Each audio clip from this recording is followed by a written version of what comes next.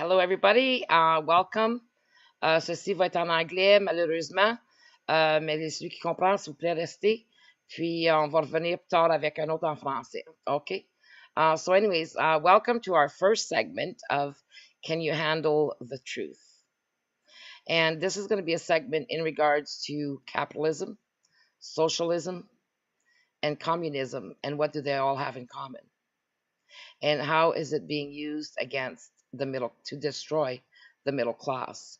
So, anyways, hopefully you'll find this very interesting.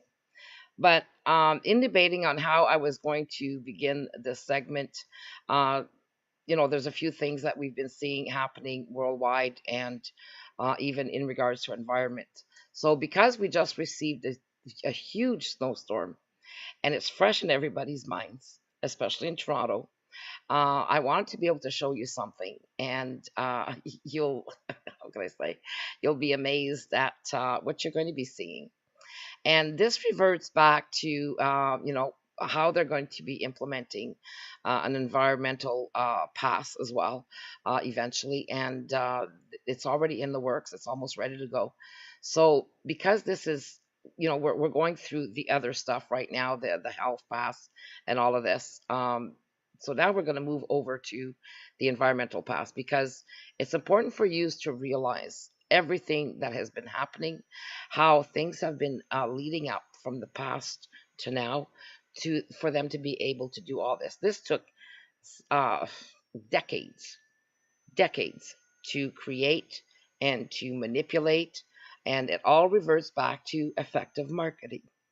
So effective marketing. When I started researching, I came upon a video where there were, influential people in the room, in the living room, and they were discussing communism and how communism was starting to take shape in the United States and Canada and everywhere else in the 1940s. So, anyways, when I was watching this video, I was like, wow, okay. hmm. They were seeing this way back then. So every time a new generation comes up, we tend to forget. And that's our downfall. We forget things. Same with what a common cold looks like today. Okay. Now, nobody talks about the common cold. They'll talk about the C word. Okay. Uh, with the C19 word. So, anyways, it's amazing how mothers and fathers, grandparents, have completely forgotten what a common cold looks like and how long we've been having them, and that the economy never stopped for it. Even with influenza, they weren't sure what was happening there. And again, coronaviruses with different species, um, will cause different colds. So, you know, people need to start saying the common cold when you have sniffles, when you're having asthma. Now they're trying to even include asthma into the C19 word, which is totally ridiculous. I mean, I've got bronchial asthma. I also have COPD, and I will get sniffles. Environment. I have environmental allergies.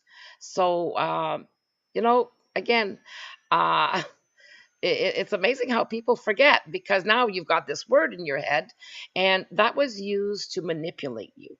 Okay, that was used to brainwash people into fear to be able to use each other against us. One of the best things that communists do is to create people wars. And that's wars again, people arguing and keeping us separated and, divide and conquer. It's the number one strategy, to divide and conquer. So now I decided to do a Can You Handle the Truth segment because people were saying, well, Nicole, don't say too much. Because of our research, we end up going down the rabbit hole so many times it's not even funny. And to try and stay above that, it's very hard. So unless you can handle the truth, don't go there. Okay. But the thing is we can help you get there in a sense that without instilling fear, because once you see what's coming, then you can better find a solution. Because if you don't see what's coming, or you look at the past to be able to see the trends and everything else, and what's this leading up to, what has it done in the past, because they reuse the same tools over and over again. There's no magic there. So, you know, if you can handle the truth, please stick with us. And I'm going to try not to, put you in fear. And it's not about fear, it's about critical thinking.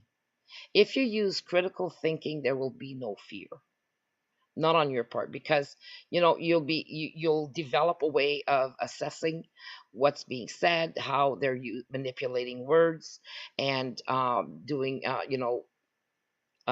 can I say, they do a big play on words to convince you of things. But then you have to look at, what is this really it might sound great, and if it sounds too good to be true, it probably is too good to be true. So they've analyzed us from top to bottom. They know exactly which way we're going to go.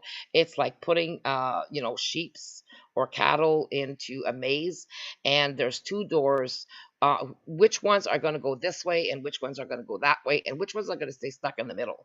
Which ones are going to be intelligent enough to go out this door or that door? But no matter what door you use or you find, they've got another corral there.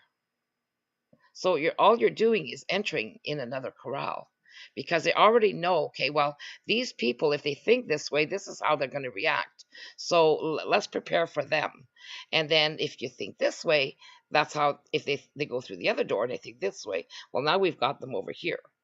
So this is what I've been learning through my research since 2007. I actually really started seeing what was happening in the medical world when I was doing my hospital project for infection controlled environments. And there's always a reason for something, right? So anyways, that gave me a lot of insight on what was happening in the hospitals and with cancer treatments and stuff like that. And then I noticed that there's a terrific cancer treatment at Loma Linda University Hospital. And but the other hospitals were not telling, the doctors were not telling their patients, well, you should go to Loma Linda, because if you want to get rid of prostate cancer, and it totally eliminates it from what we've seen. And I had a friend who actually went there and had his prostate fixed. And he was just amazed that I even knew about this stuff. And he confirmed that, yeah, the cancer never came back, because my stepdad had it 6 times, went to the hospital every time, and ended up with operations. And it just would never go away. And eventually it went into his pancreas, and he died. So if I wish I would have known beforehand about Loma Linda University proton therapy. But if anybody's got cancer out there, that's one way that you can use, where you can get treatment and there's no side effects, really, in the sense that you can go, it'll take 1 to 1.5 minutes for your treatment. There's no radiation in the room, and then you can leave within 10 minutes. And people go there, and they'll go for their treatments, and then they'll go play golf. So and the day goes on, so they're not too sick to be able to do things. So anyways, for prostate cancer, just to give you an idea, it's $41,000 at the time in 2007. It was $41,000 to get rid of your prostate cancer. And so it was 41 treatments at $1,000 US a treatment, plus your hotel stay and whatever, if you had to stay in Loma Linda, and if you don't know somebody there, or you can't travel back and forth. And if you're coming from Canada, well, you really have to stay there for a while. So anyways, I was wondering how come the hospitals were not, the other doctors were not telling cancer patients about this. And the answer was, the doctors cannot tell their patients that there's other treatments available, because they owe their fiduciary duty, or their duty to the board of directors of the hospitals, and making money for that hospital. So if one of the patients came back to me and said, well, Nicole, I can't go there because my doctor says if he would send me there, he'd get fired, because he is stopping them from making money off of my disease. I was so frustrated, it wasn't funny. And I thought, well, okay, well, let's do, a fundraiser and get you there. But anyways, in the end, she ended up sticking with her doctor, and because he convinced her. And to this day, I still don't know what happened to her. It was just somebody had met online, and she was a cancer patient and asking questions. So that's the reality of things. Okay, it's all about the money, all about the money. And with my project, I saw that I would have to have everything tested before giving that to patients. And then I thought, well, they're actually trying to you know, keep people sick. And that was my great illumination. Okay. So, anyways, I started, I figured, okay, well, we need to stop this. And then, like I said, you end up in the rabbit hole because once you start researching these things, it just snowballs, snowballs, and snowballs. So, you don't want to get caught into that. So, we're going to make things a little bit shorter and easier for you to get there, but without the fear involved. Okay. So, everybody knows about the big storm that just happened this weekend. Well, this weekend, and you'll be amazed to see that there's something called sun dimming. Okay, and sun dimming was actually all of these technologies were used by NASA and the militaries and all of this technology, and it's been tried before. So with sun dimming, they're making it look like there's no experiments really going on, and I'm going to be showing you something about this. But really, they have been doing experiments. And the weekend that just passed, I would put my hand in fire that this was a big experiment because it'll show you that NASA had planes flying over Toronto to examine the snowfall. Now, given the information on the environment and what they're trying to do, and this story goes way beyond your imagination, but we'll start with this today, is that they're trying to, what's actually happening is trying to make enough humidity and then enough cold to be able to um, actually send us into an ice age. Okay. So in that sense, so what they're doing is they're putting a blanket around the planet. Okay, that's their end game, to put a blanket of clouds around around the planet, so that they can dim out the sun, so that they can control what's happening here. Now, a lot of people say, "Oh, well, that's good because then it's global warming." So they're blaming global warming on this, but this is all being done on purpose for a very long time. And it's called geoengineering. And that's why if you look at the sky and you see different shapes of clouds and, things that never existed for me, in the natural world, does not exist in the natural world. These clouds now are called cloud seeding.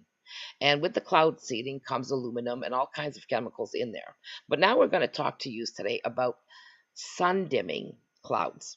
And what the sun dimming clouds do is it spreads a whole white sheet across the sky, the span of Toronto. And I've got videos on this that I can show you. But it spans the sky, and you've got this white thing, okay? And then through some of it, you'll be able to see blue sky.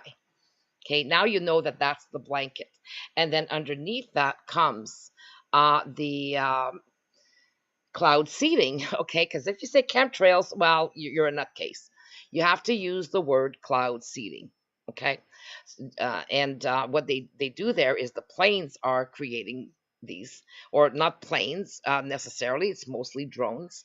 That they don't even have somebody flying these things. It's just drones. So they crisscross the skies and everything, and then all of these things kind of band together, and then they glue to either they glue to our natural clouds, or what they do is there's a band in between. Okay, we'll have our clouds, and then you'll have the cloud seeding, and in between that, they'll try to create electricity. Okay, and that's why you see the whole like the whole sky light up, but some of the um, how can I say uh, uh, cheapers uh, lightning. the, the lightning, you'll see that the lightning stays in between those two bands of cloud. That creates energy. That was the Tesla technology. Now, don't ask yourself why, okay, with this Tesla technology. It goes back to him. And a lot of it has to do with Niagara Falls. Okay. So, yeah, and the Great Lakes and everything else. So when Tesla discovered electricity, and then they plugged into Niagara Falls to generate all this electricity, this all is combined with it. So I'm going to do a screen share with you, and we're going to move along to this segment. So I'm just going to make sure that I'm on the right page here, and we're going to go to the Weather Network. And in the Weather Network, actually, this is really, really interesting. So, to say the least. So, I want to start this segment today with you because we're being attacked not just on a biological side. This is not just biological warfare with the injections and everything else. We're also being um, used as pawns and test subjects, and this is why they know when there's going to be a first, second, third, and fourth wave. Okay. They know this because once this happens, and I want you to remember this, people who have allergies and stuff like this, or aches and pains when it rains, and when you're looking at we're here, we deal with Celsius. So when they're geoengineering the sky with cloud seeding, okay, our temperature, what I've noticed, our temperature goes up at least 6 Celsius. So this is why you're going to see an influx of high, all of a sudden it'll be plus 10 outside, and then they're bringing this down to minus 20. And then 2 days later, oh, it's another plus 12. Yeah, not plus 12 in January, or December. So it's like, okay, what in the heck is going on here? So they're saying, oh, global warming, and, we need to fix all this. A lot of it is because if we stop those planes from going overhead, we can change the weather and get really good weather, and have stop the trees from being so inundated with humidity that now they're rotting. So a lot of our trees, our environment is rotting, and it makes me wonder why, where there's places where there's fires, why are they not cloud seeding there? No, they're letting it burn. Why? Clear cutting. Okay, clear cutting. So for them, it's like, they don't want the trees, they just want them out of the way. So, anyways, that's one of the reasons that we can see behind this. So, right now, I'm going to make sure that next time you look outside, please monitor the weather and your aches and pains. And every time I cough, when it gets humid outside, it rains or snows, I get a really deep cough, and related to COPD.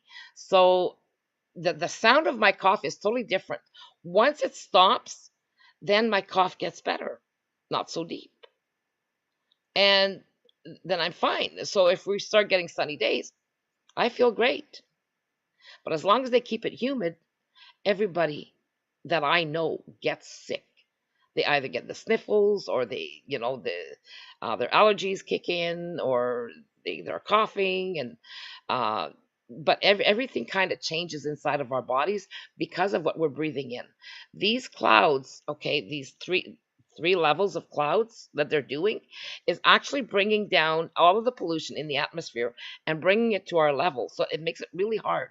For the first time in my life in the last 10 years, I've never seen, the only times I've walked through clouds was on top of Mount Tremblant, when we went to, for a skiing weekend.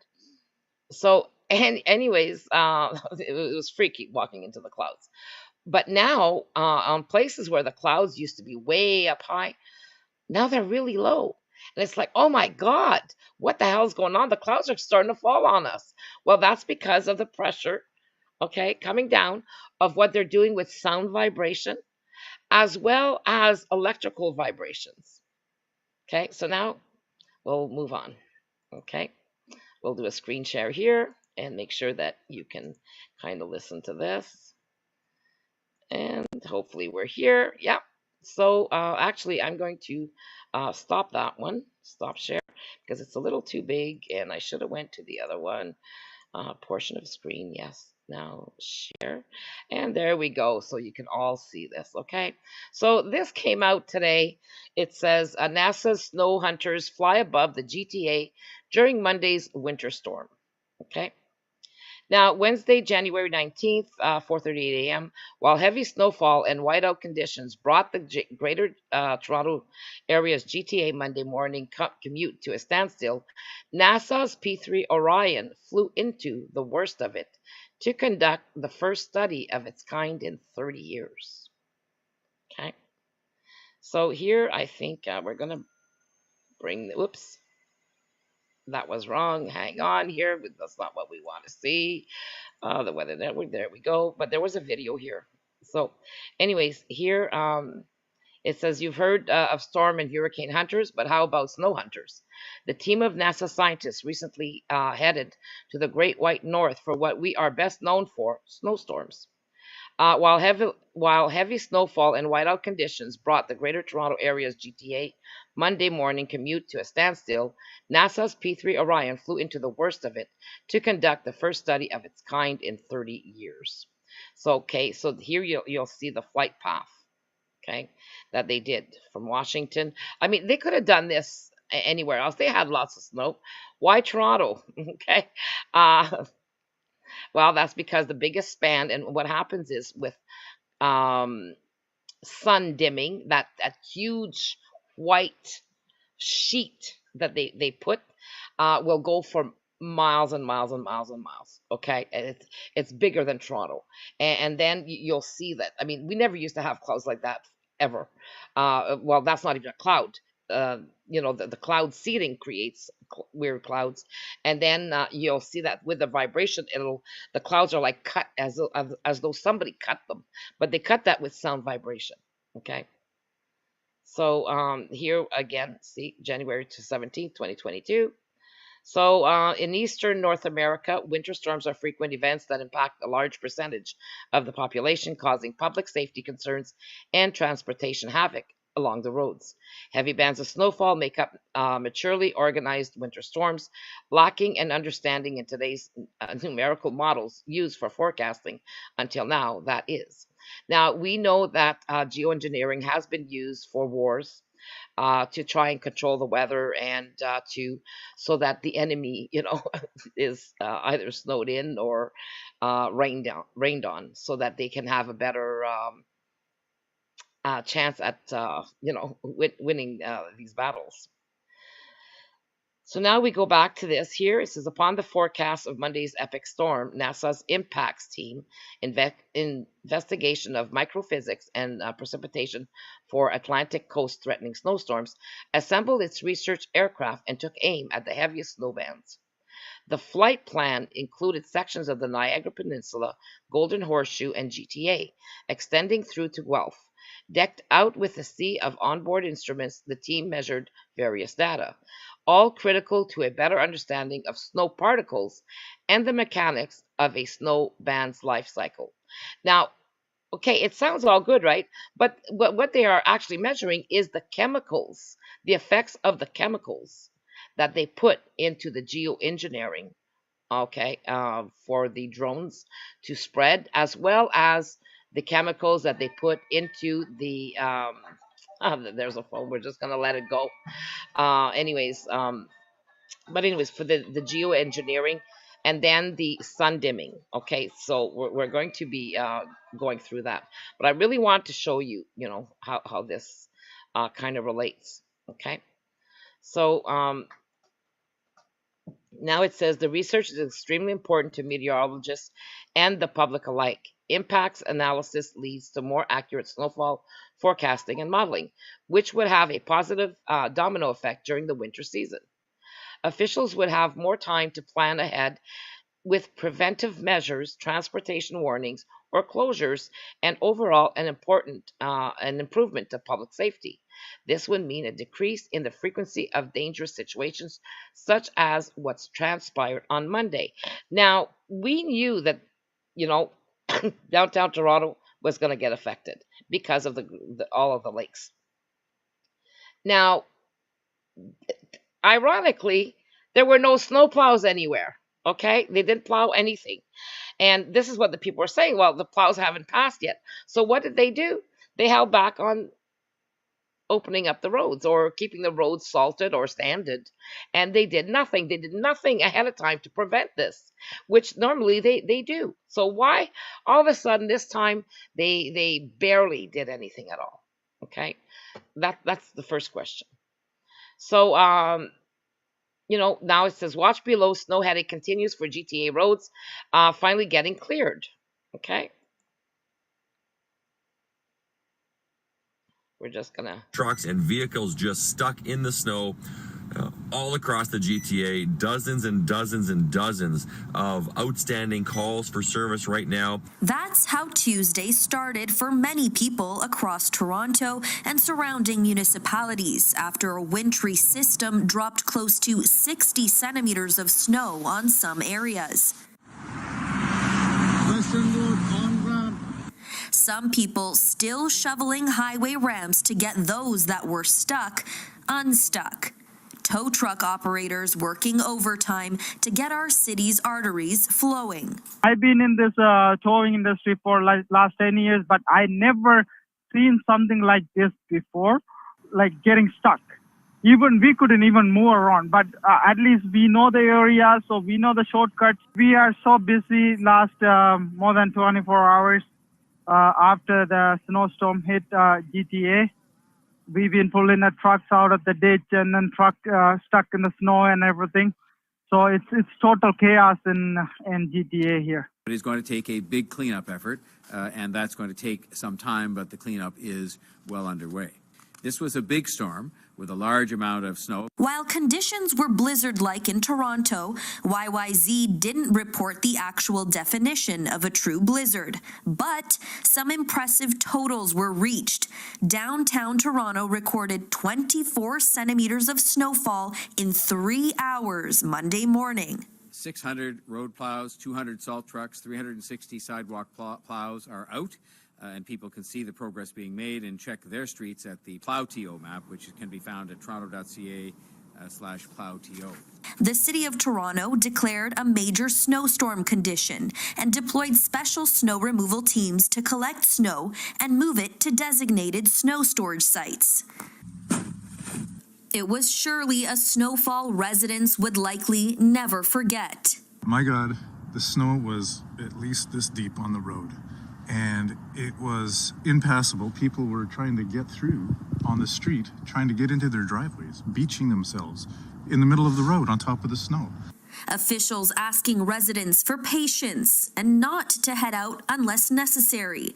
They're also asking people to be mindful of where they park their cars. For now, the cleanup continues.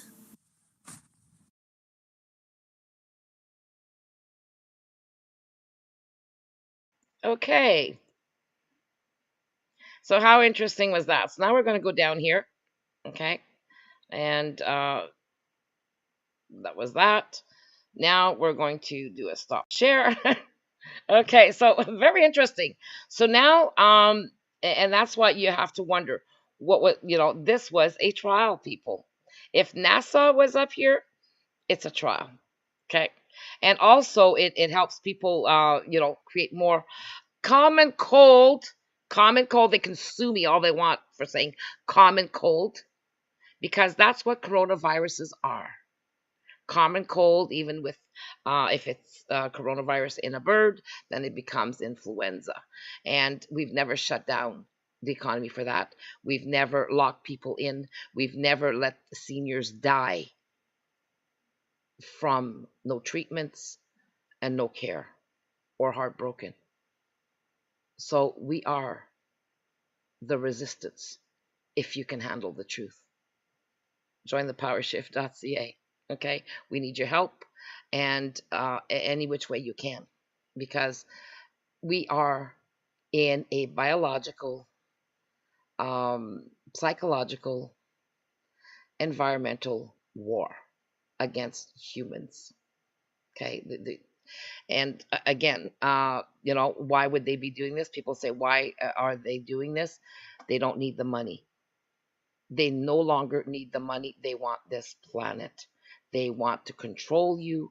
They want to get rid of as many as they can from what we can see, because if they were that intelligent, Okay, if they were smart and they were just looking out for our best interests, they would not be pouring stuff over our heads the way that they have, that is even more harmful than the CO2 being released. And when you look at CO2 and you start adding the math, all of their transportation, you can have one tanker on the ocean that will create as much CO2 coming over here as 50 million cars. Start looking at the data, start looking at the information, start researching. This is your life they're playing with. This is your children's future they're playing with. This is who they want to destroy. They're not, by coming after the middle class, they are destroying the lower class, the poor people. Okay? And then they're destroying the middle class. So now the middle class will become the poor people. If you don't stand up and fight now, if you can protect, still keep living after all of that they're doing, and you survive this, because one of our segments will be on from latrines to vaccines. And Canada is paying for people's poop in Africa to be able to, with Bill Gates, okay, with Bill Gates, so that they can use that for human composting, for composting of our fruits and vegetables and everything else. Okay, that's a fact. And the country that's making the most money out of human composting or any other compost is the United States. Okay, so why is Canada paying for people's poop in Africa?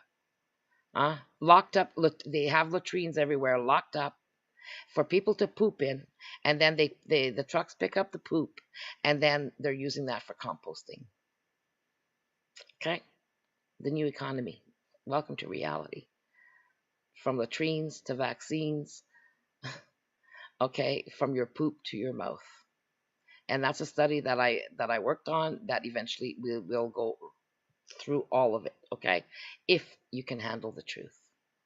So I'm going to pass on to this here, because now we're going to go over to the sun dimming and let you read some of that. I'm just going to find the page here again, because I decided to do this at the last minute. But anyways, oh, there we go. And this is from Nature magazine, and share. Okay, there we go. Now, this is you can, if you go to, I'm going to put the links. You can go to Nature, and then you can download the PDF here. But we're going to have the PDF in our forum section of our members forum sections. And this, again, our members get first dibs on all of our documents in our file section, as well as in the forum section for CPU members. So if you want all of the deeper information on this, you'll need to become a member of the Canadian People's Union, because we need everybody to be able to power shift to freedom, so that we can stop all of this nonsense.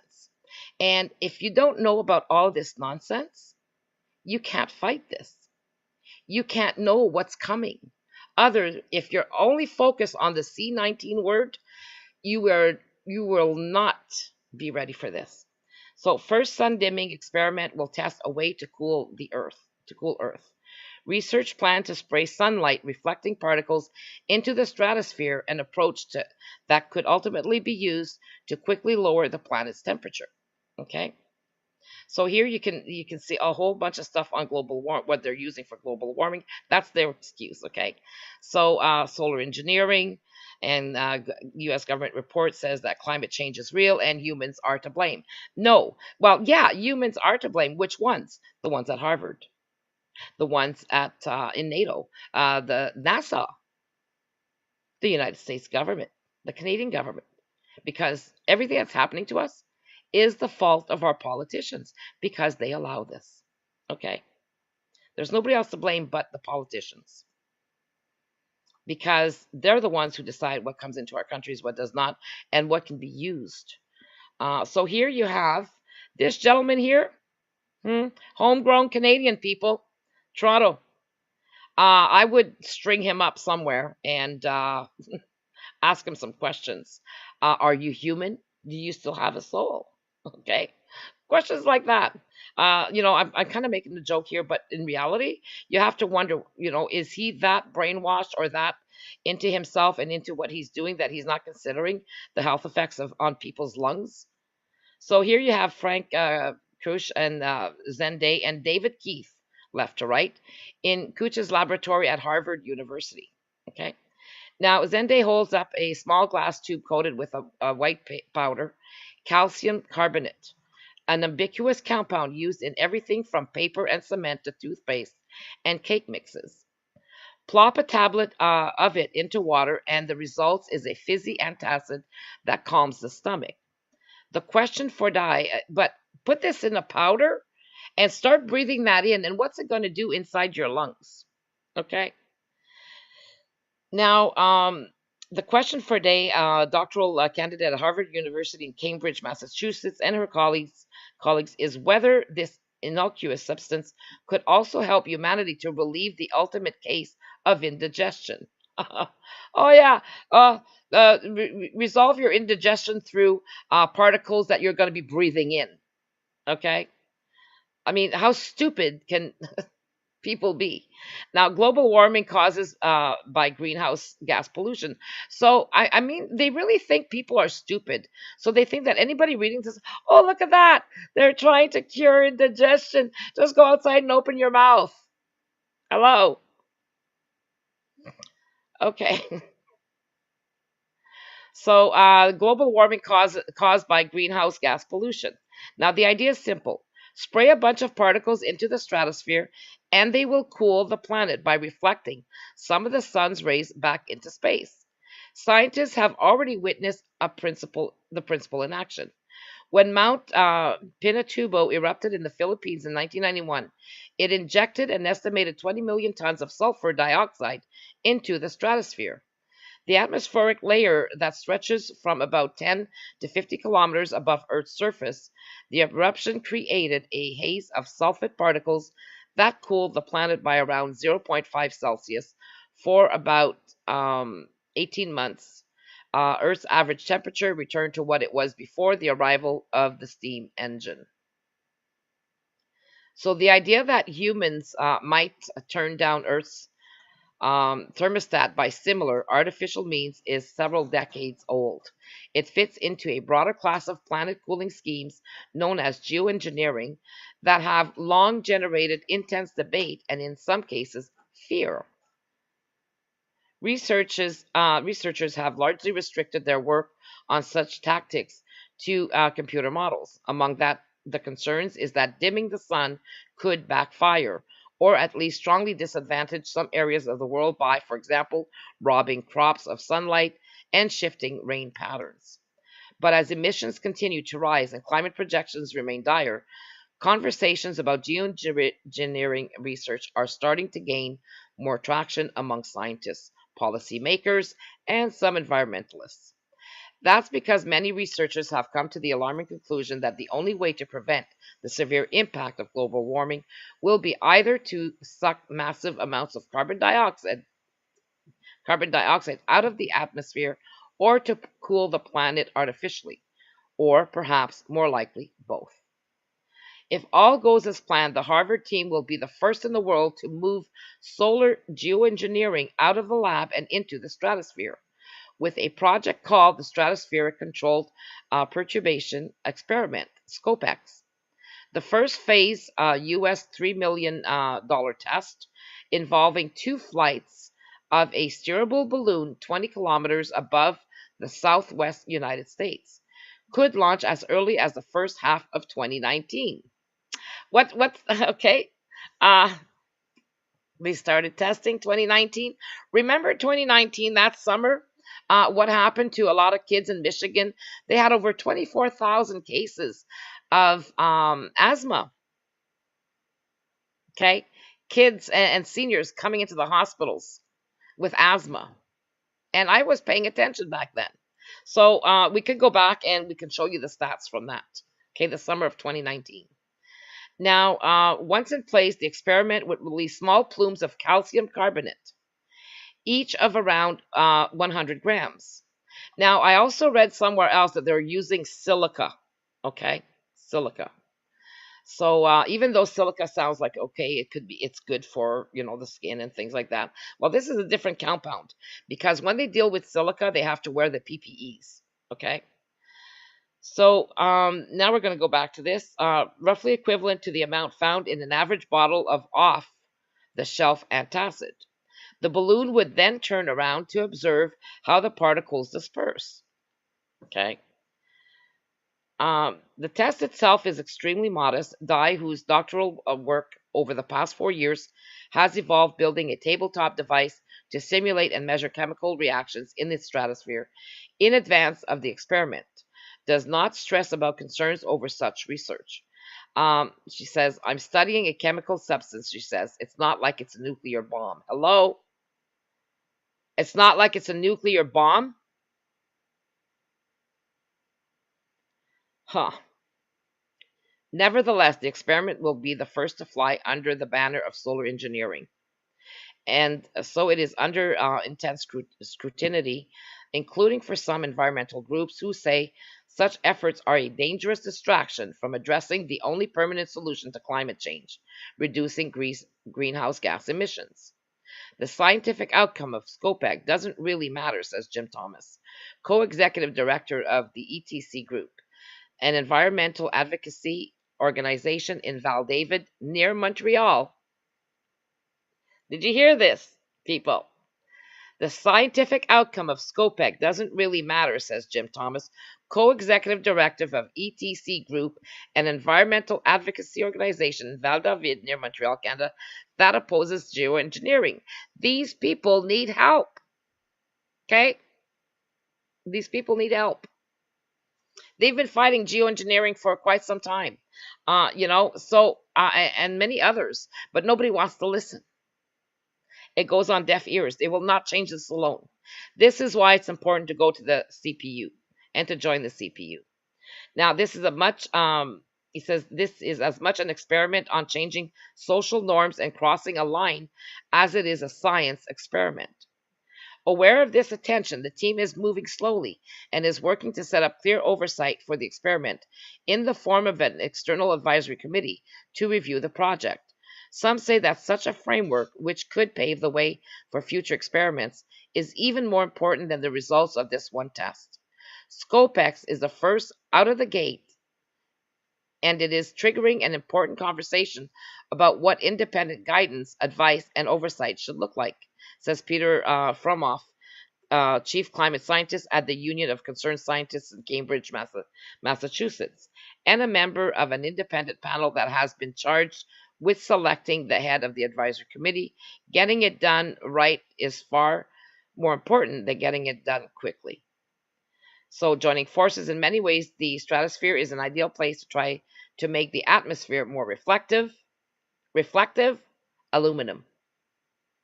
Small particles injected there can spread around the globe and stay aloft for 2 years or more. Small particles injected there can spread around the globe and stay aloft for 2 years or more.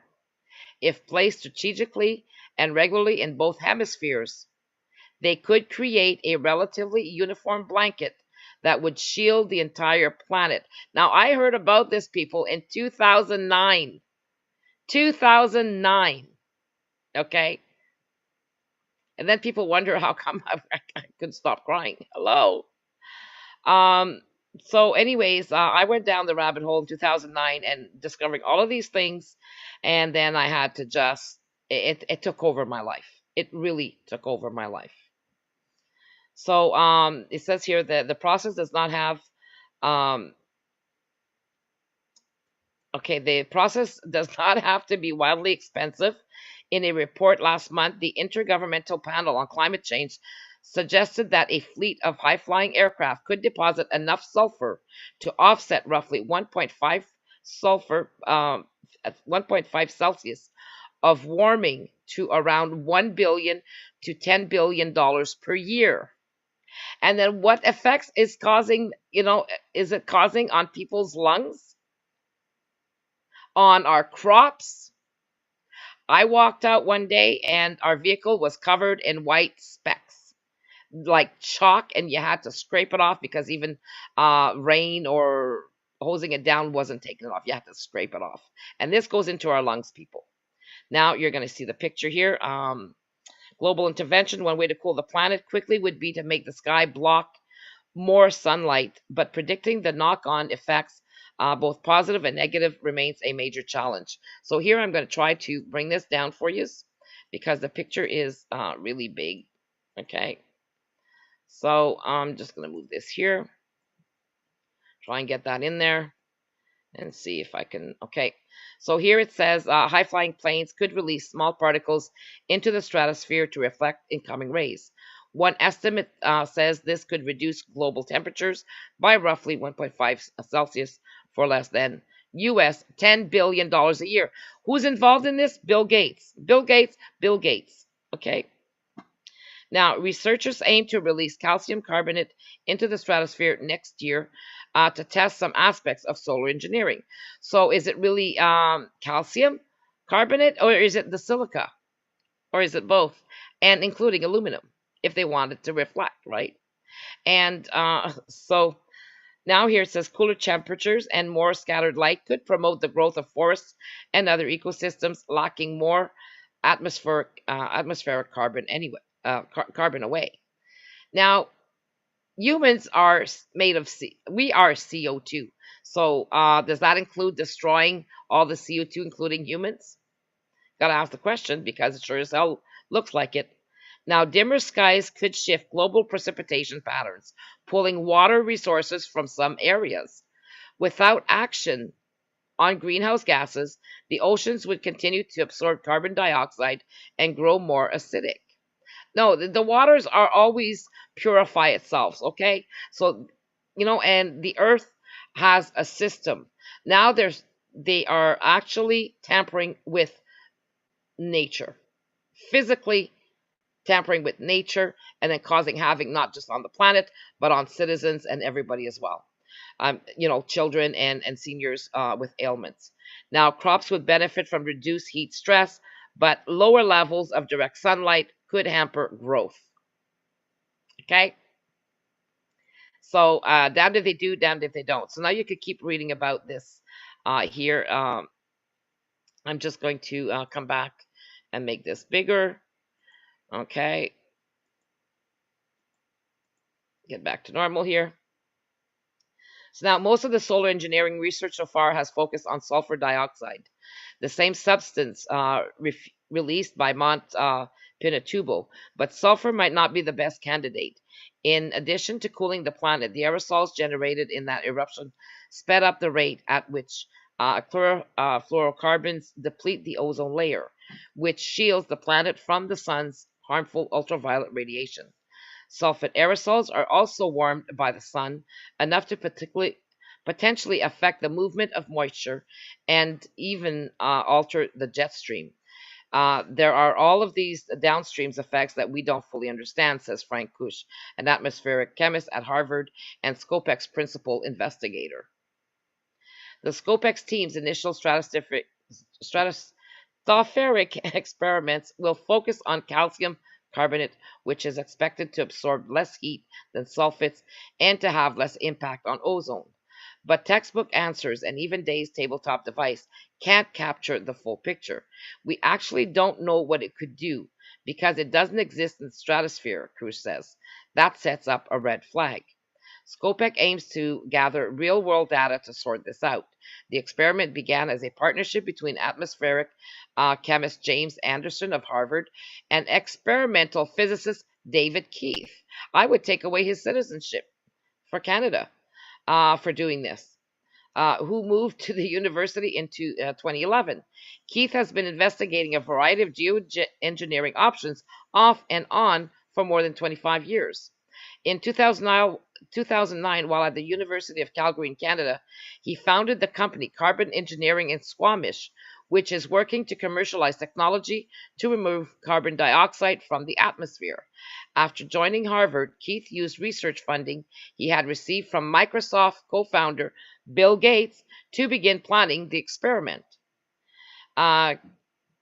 Cooch, I don't know if that's his word is, but I'll just keep going with Cooch, who got involved later, is not a climate scientist, and is at best a reluctant a reluctant geoengineer. But he worries about where humanity is heading and what that means for his children's future. When he saw Keith talk about the Scopex idea at a conference after starting at Harvard in 2015, he says his initial reaction was that the idea was totally insane. Then he decided it was time to engage. I asked myself, an atmospheric chemist, what can I do? He joined forces with Keith and Anderson and has since taken the lead on the experimental work. Eye on the Sky. Okay. And this is where all of this, that little girl with the pigtails there, all of this schematics come in to help people get brainwashed into liking this kind of stuff that will actually destroy humanity, eventually.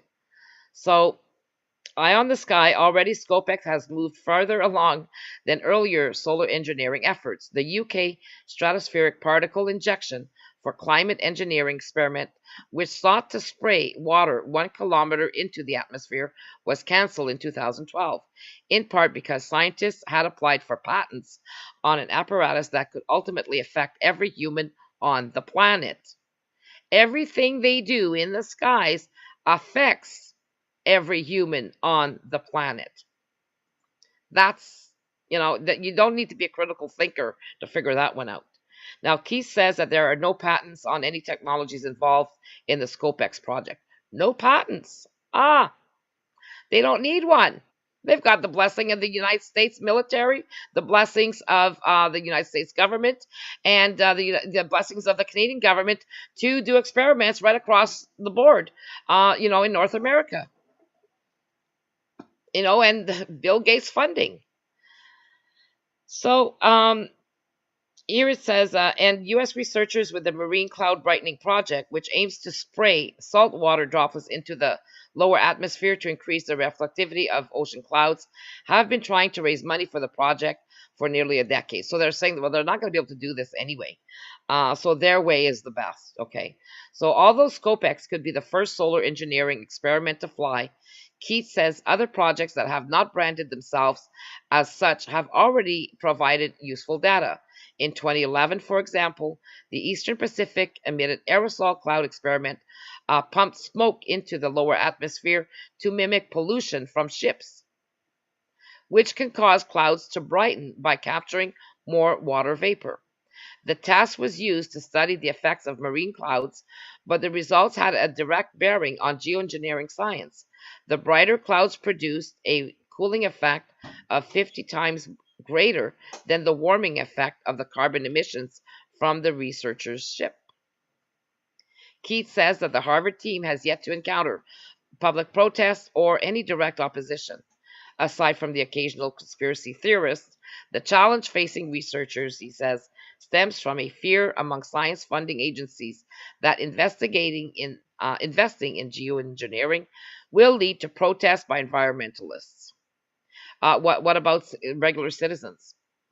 Now, to help advance the field, Keith set a goal in 2016 in raising $20 million to support a formal research program that would cover not just the experimental work, but also research into modeling, governance, and ethics.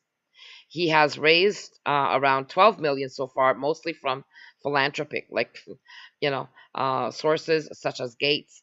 The pot provides funding to dozens of people, largely on a part-time basis. Like he's got Bill Gates in his pockets. Bill Gates is one of the heads of this. Like he's struggling to collect money. Hello, we're not stupid. Keith and Cooch also want an external advisory committee to review Scopex before it flies. The committee, which is still to be selected, will report to the Dean of Engineering and the Vice Provost for Research at Harvard. We see this as a part of a process to build broader support for research on this topic, Keith says. Cooch is looking forward to having the guidance from an external group, and hopes that it can provide clarity on how tests such as his would proceed. This is a much more politically challenging experiment than I had anticipated, he says. I was a little naive. So anyways, I'm not going to keep going through this, but you'll be able to read some of it because this goes way back, and you need to be aware of this. So to be aware of this, you need to do a lot of research. So what does this have to do with the C19? Everything to do with it. Everything to do with it. You need to learn to connect the dots. Okay. So, anyways, I've covered that part of the environment that I wanted to do today, and I'll be coming back in about 30 minutes with segment 2. But this is on the economy. I don't want to mix. I want to keep the environment stuff together. Excuse me.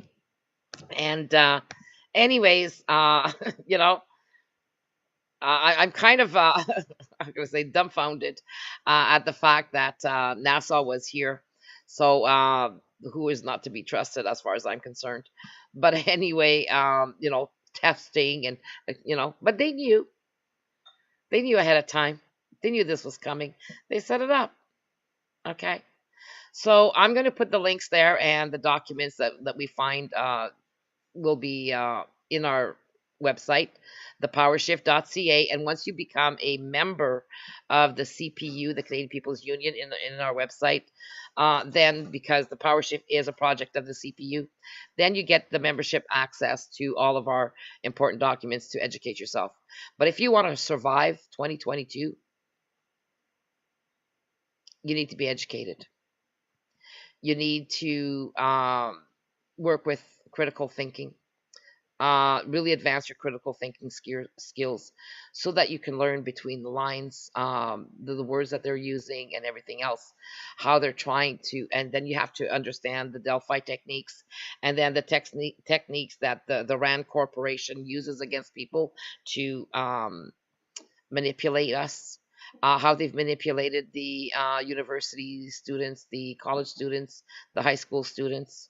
When my son came home one day and he said, Mom, he was in college, and he says, Mom, he says, well, I said, I swear they're depopulating. He says, well, we need depopulation. I says, who the hell told you that? He says, our teachers were discussing it in college, like in our courses. We need depopulation.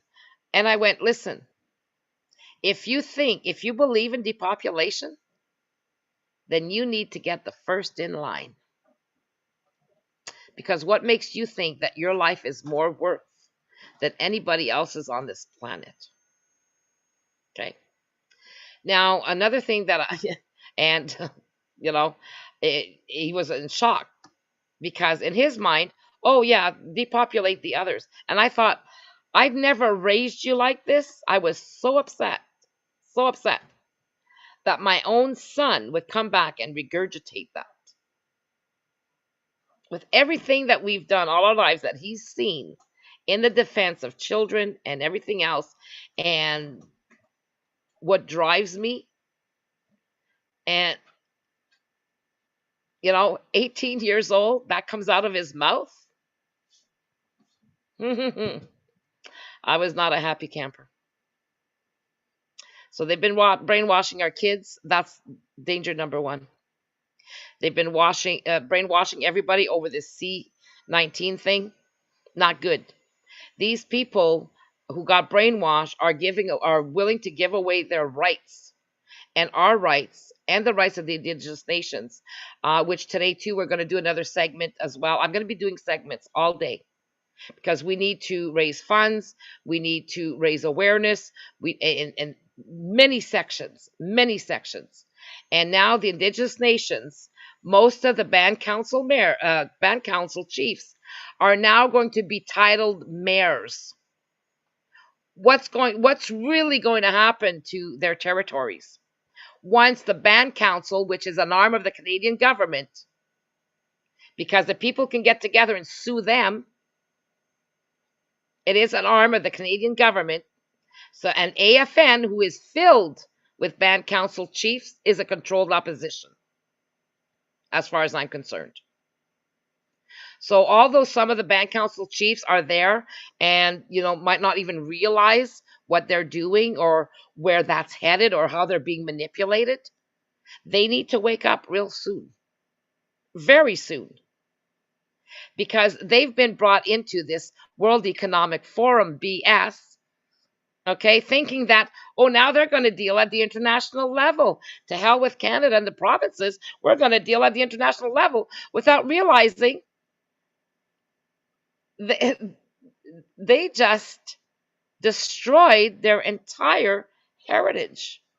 And they will not be allowed to have anything past what they already have. And then because now we're going to be one big happy world, anybody can move on their reserves, and there's nothing they'll be able to do or say about it eventually. Careful what you wish for. Careful what you wish for. So the Indigenous nations in Canada, the Indigenous peoples, need to wake up right now and take charge over their band councils. And they can do that legally, the same as Canadians can do that legally with the PowerShift, with the Canadian People's Union. So we need to act fast. We're running out. We have run out of time. Now we're just in the last minutes and seconds, if not seconds. So we need you to be informed and involved, because if you're not informed, we are going to lose this battle. We're going to lose this battle. And you're going to lose everything. You'll own nothing, but you'll be happy, and it's coming soon. Something big is coming in 2022. And what is that? They're crashing the economy, and everybody's going to be sent home with a little $300 a week to keep you happy, to survive. And then, as the past Premier Couillard in Quebec said, everybody can live, a family of 3 can live on $75 a week for food, while he's eating a $150 steak in Parliament. Okay. Well, steak supper in Parliament. So anyways, I will leave you with this. All of the links. But now we're going to start to tell you the truth. If you can handle it, please stay with us and listen. Make sure to not miss any segments, because the shit is going to hit the fan. Excuse my language. I'm not the most eloquent person to speak, and I really don't care at this point, because why? Life matters, not impressions. So please go to thepowershift.ca, join as a member, and please help us any way you can, and start waking up your communities now. Now. Vaccinated or unvaccinated, we need to stand together, because they're trying to separate us. And, we need to be able to protect everybody, and to know what these injections will end up doing to our children and everybody who's been vaccinated. So please get on the right side. Get on the side of the people, and not be a controlled opposition for the Canadian government and all of the politicians to use. Our enemy right now in Canada are our politicians. We have the right to self-determine collectively, legally, and as long as these are still in effect, we need to get that to court ASAP, and we can't do it without your funding, we can't do it without your support, and we can't do it without your signature. So please go and sign your Citizens Convention of Consent. Everybody ages 15 and up, please sign that. It is for your future. And if you don't agree with anything we've said, then please move on. Keep your comments to yourself. We don't need that. We are not here to argue with everybody. So everything that's going to be irrelevant to the discussion today on that post will be automatically removed. You need to stay relevant to the discussion. Thank you. thepowershift.ca